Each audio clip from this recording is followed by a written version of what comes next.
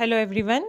I, Ms. Bhavna Danesh Munod, welcome you all in Agricultural Development Trust, Shardabai Pawar, Mahila Arts, Commerce and Science College, Sharda Nagar, Baramati. Okay. Hello everyone. Last period we have started features of economic planning. Now, last period we already studied about first four features of economic planning. The first one was Central Planning Authority, second one was survey, third one was objective, and the fourth one was priority and targets. Now come to the fifth feature of economic planning, that is mobilization of resources. The resources needed for planning are mobilized through various sources like taxation, domestic savings, deficit financing, public debt, and external assistance. So, the fifth feature, mobilization of resources, means what? How you use the resources. So, here the sources, what they have told, how resources can be collected is through the way of taxation. We have domestic savings, deficit financing, and public debt, that is through loan. Debt is what? Loan and external assistance. Now, deficit financing will come under budget. So budget is what? Your expenditure as well as your income source. Whose? Government. So government will see whether they have profit or loss, or it is a balanced budget. If the income is less and expenses are more, that time it will be called as deficit budget. So deficit financing is also one type of mobilization of resources. So the resources needed for economic, say, planning for our country, that is taxation, domestic savings, deficit financing, public debt, external assistance. Now the sixth feature for economic planning is plan period. Now, plan period always changes, varies as per needs, means what? Changes according to the needs. Planning period. So, see, in a country like India, the planning is generally of 5 years. We have 5 year plan period. So, each plan, when it is made, the target is of 5 years. The plan will be for 5 years. So, the planning period, the term, the time, or say duration, it will be of 5 years in India. Then the seventh one is what? Evaluation. The seventh feature. Now, what is there in evaluation? That periodic assessment, such as midterm appraisal, is done to incorporate necessary changes in priorities and targets of the plan.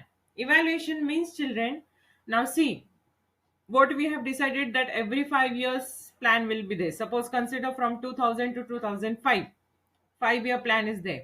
So in middle, that is in the year 2003, evaluation means what? Checking of that plan will be there, that up to 2 years how much we gain, how much we have done, or how much we have completed our target, whether primary sector agricultural production has been increased, whether population has been reduced, whether unemployment criteria has been increased, poverty, population counting also we will evaluate, means we will check that according to plan whatever our target is there, whether we are completing or not, or whether we have to do any necessary changes, whether we have to formulate any new policies.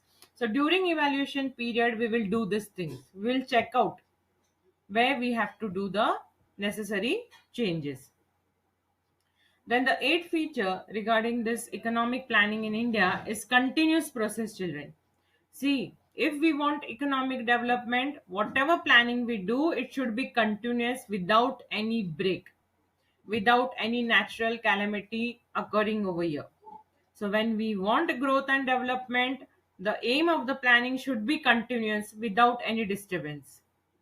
There should be no natural calamity, no change in political government, no policies will be changed, or no formulating new policies.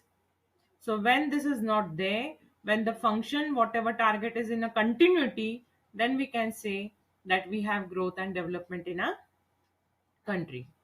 Then the ninth feature regarding economic planning is what? Coordination.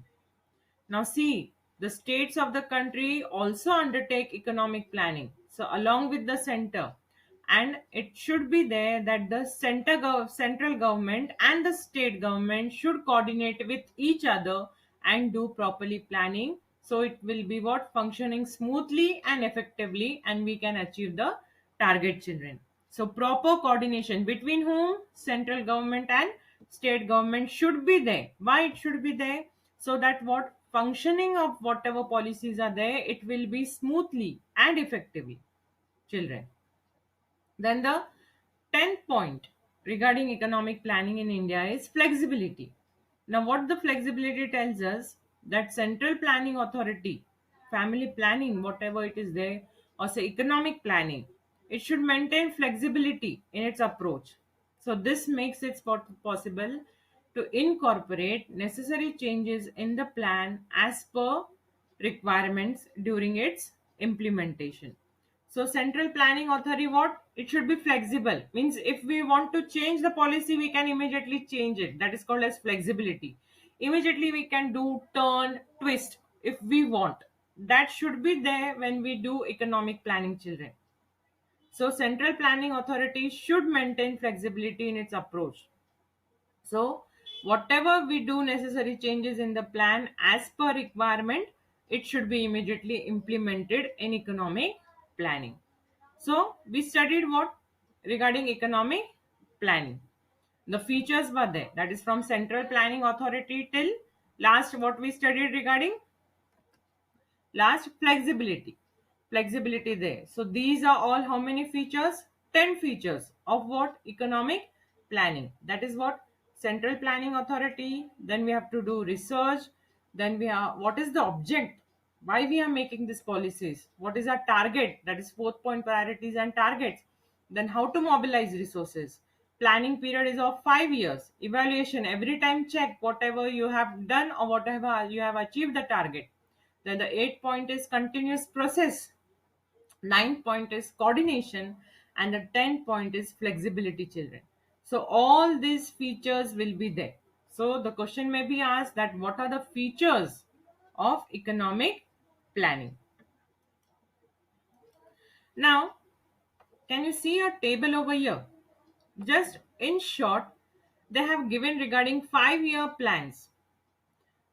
That is, the first 5-year plan of a country started from the year 1951 to 1956, children.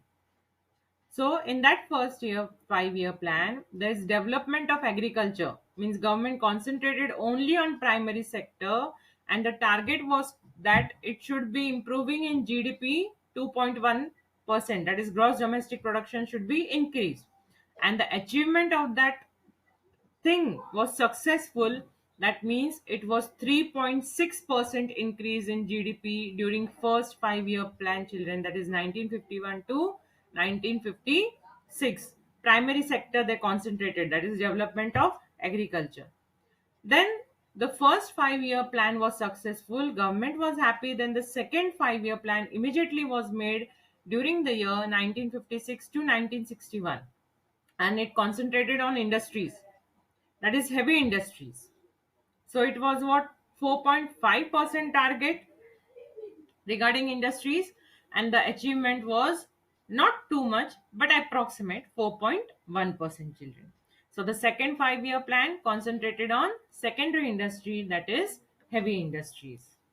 So this much only we'll study today. Next period will continue about third, fourth, 5-year plan. What were their achievements and what were their targets, children? Thank you, everyone.